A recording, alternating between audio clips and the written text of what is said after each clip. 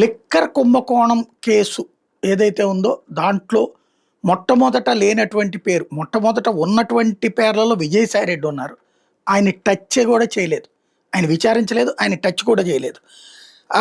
ఢిల్లీలో ఆయనకు ఉన్నటువంటి పలుకుబడి ఆయన జోలికి వెళ్ళొద్దన్నటువంటి క్లియర్ ఇన్స్ట్రక్షన్స్‌తో ఆపారు అన్నటువంటి చర్చ ఉంది. ఏ2గా ఆయన పెట్టారు.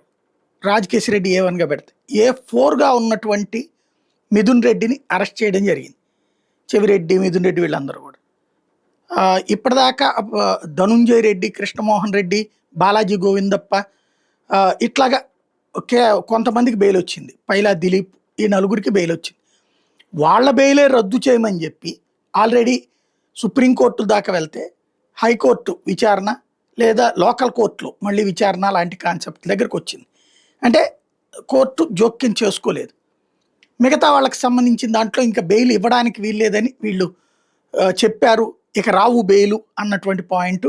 దానికి అనుగుణంగా కొత్తగా ఎవరో ఒకళ్ళ పేరు తేవడం, మళ్ళీ అనిల్ రెడ్డి అని లేకపోతే ఇంకొకళ్ళని వాటి ఆధారంగా ఇంకేదో చేయబోతున్నారు, ఇంకెవరిని అరెస్ట్ చేయబోతున్నారు అన్నటువంటి ప్రచారం.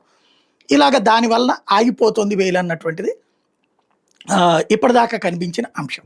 ఇప్పుడు సీన్ మారిపోయింది. ఇక వీళ్ళు పెట్టుతున్నటువంటి వీళ్ళు సోదాలో ఏదో పట్టుకొచ్చినటువంటి కొత్త ఏది అదనంగా ఇచ్చినటువంటి మ్యాటరు, మెటీరియల్ ఇవేవి కూడా ఒరిజినల్ లెక్కర కుంభకోణానికి సంబంధించినటువంటి అసలు డబ్బులతో లింక్ అయ్యి లేవు. ఎవరి వ్యాపారాలు వాళ్ళ వ్యాపారాలను తీసుకొచ్చి ఇందులో దూర్చేస్తున్నారు. వాళ్ళ వ్యాపారాలను తీసుకొచ్చి ఈ కేసులో మెన్షన్ చేసుకొస్తున్నారు. ఇవన్నిటి ఇంపాక్ట్ లేదా మిథున్ రెడ్డిని మొన్ననే కస్టడీకి తీసుకుని విచారించినటువంటి ఇంపాక్ట్ కానీ ఇప్పుడు బెయిల్ మంజూరు చేసేది, రెగ్యులర్ బెయిల్ మంజూరు చేసింది ఏసీబీ కోర్టు. కొన్ని షరతులు పెట్టింది. 2 లక్షల రూపాయలు పూచికత్తుతో పాటుగా 71 రోజులు మిథున్ రెడ్డి ఇప్పటికి జైలుకి వెళ్ళింది. 2 లక్షలతో 2 షూరిటీలు ఇవ్వమని ఆదేశించింది. వారంలో 2 సార్లు ఏసీబీ అక్కడికి వెళ్ళి దర్యాప్తు అధికారుల దగ్గర సంతకం చేయమని ఆదేశించింది.